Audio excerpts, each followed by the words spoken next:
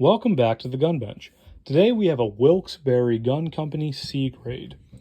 Now, Wilkes Barre Gun Company is a very interesting part of the American shotgun story. They were only around for about 2 years. They actually acquired the Perry Firearms Company assets in 1891. So the production of these guns happened from 1892 to 1893 in Pennsylvania in Wilkes Barre. Now, this is a C grade. The reason we know this, there are 4 grades known of the Wilkes Barre Gun Company. They had A, B, C, and D. The A would have twist steel barrels. So if you take a quick look at this, I don't know how well it will come out on my iPhone camera here, but these are not twist steel barrels. These are Damascus barrels, and they're actually very fine Damascus barrels. The A grade would have twist steel barrels, so you'd be able to see that pattern in it. The B grade would have been the start of the Damascus barrels, but there wouldn't have been much engraving on it. The C grade, which this is, has Damascus barrels and what the company would call fine engraving. So if you take a look around here, you can see that it's fairly finely engraved. You can see the name written here, Wilkes Barre Gun Company. There's decent engraving on it.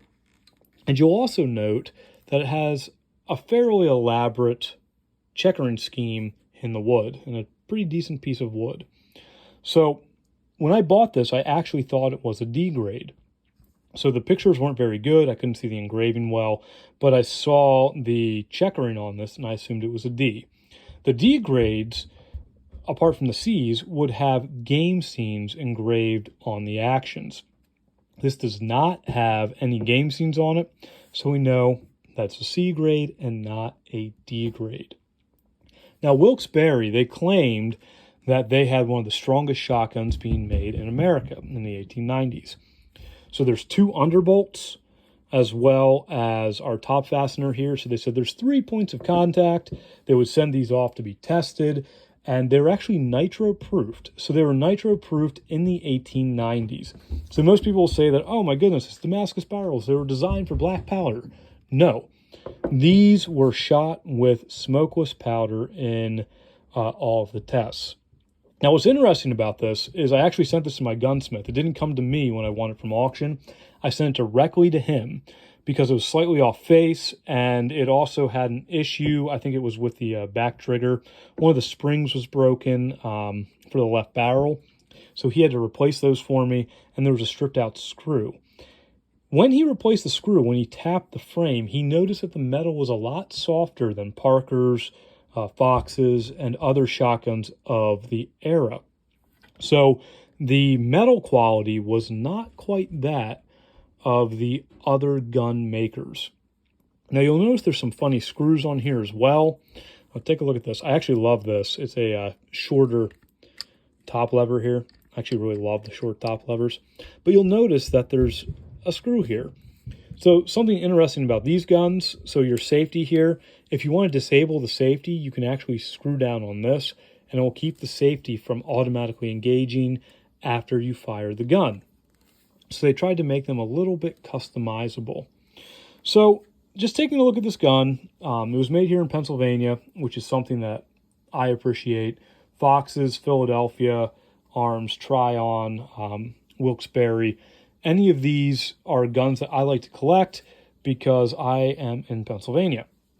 But this gun in particular, it's a pretty good example of a C grade engraving-wise, D grade-ish wood. And if you take a look here, you'll notice that it's a little different than some of the other American guns that you'll see. We have a half pistol grip here. You could order any type of pistol grip that you would like. It could be half, full. I don't know if any straight stocks were made. Also, they advertised they came in 10, 12, and 16. I don't know of any 10s or 16s that were made by this company. They also advertise in the literature a single barrel shotgun. Also, don't know about that either.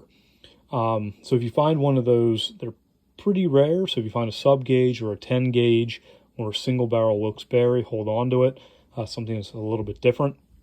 But the barrel lengths could be anything that you wanted. So if you look at their literature of the time, anything you would order, they would literally make for you. So again, this is a C grade. It's considered finely engraved.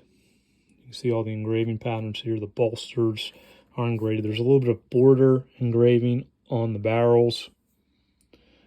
Not too much engraving on the tangs here.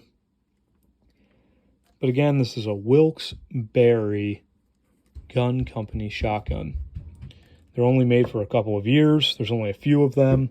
I actually own another one. It's a really beat up 12 gauge, and that 12 gauge is actually a hammer gun. If you have a hammer gun from this gun company, it is most likely a Perry Firearms Company, just rebranded as Wilkes Barre. So in Ithaca in 1891, Wilkes Barre bought all the assets of the Perry Firearms Company. So their first few hammer guns were essentially almost identical to Perry Firearms. But their hammerless gun, I mean, it's pretty nice. Aside from the soft metal here, I plan on shooting this thing. I'll hunt with it a little bit. But it's a pretty cool piece of American history and also the side-by-side shotgun here in Pennsylvania. So I hope that you enjoyed this. Hope it maybe showed you something a little bit different.